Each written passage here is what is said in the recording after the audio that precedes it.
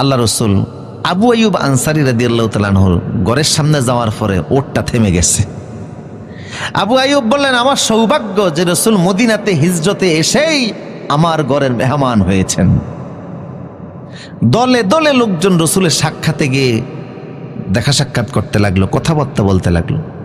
এদের মধ্যে ইহুদিদের একজন নেতা, আপনারা আছেন তো আমার সাথে, ইহুদিদের একজন নেতা নাম হচ্ছে আব্দুল্লাহ ইবনে সালাম।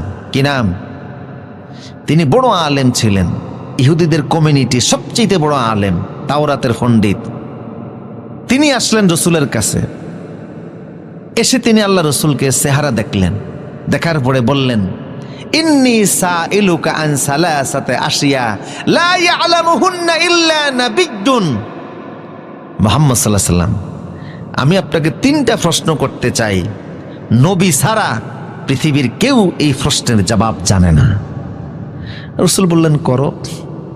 তিনি বললেন, আমার প্রশ্ন, প্রথম প্রশ্ন, মা আউয়ালু আশরাতুস সাআহ, কিয়ামতের প্রথম আলামতটা কি? কিয়ামত তো হবে নিশ্চিত, প্রথম কোন আলামত দিয়ে আল্লাহ উদ্বোধন করবেন? ওয়া আউয়ালু তুআমিন ইয়াকুলু আহলুল জান্নাহ, জান্নাতীরা সর্বপ্রথম কোন খাদ্য দিয়ে জান্নাতের মেহমানদারি শুরু হবে? তৃতীয় প্রশ্ন, ওলিমাযা ইয়ানজাউল ওয়ালাদু ইলা আবিহি, সন্তান কখন তার বাবার চেহারার মতো হয়, কখনো বা মায়ের চেহারার আকৃতির মতো হয়, এরকম হয় না? কখন সন্তান বাবার আকৃতি পায়, কখন সন্তান মায়ের আকৃতি পায়, আমাকে বলুন।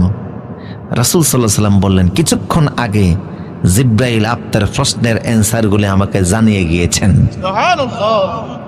মা ইয়ানতিকু আনিল হাওয়া ইন হুয়া ইল্লা ওয়াহয়ু ইউহা, আমি নিজের থেকে কিছুই বলি না, যা আল্লাহ শিখিয়ে দেয় আমি তাই বলি। সুবহানাল্লাহ বলবেন না?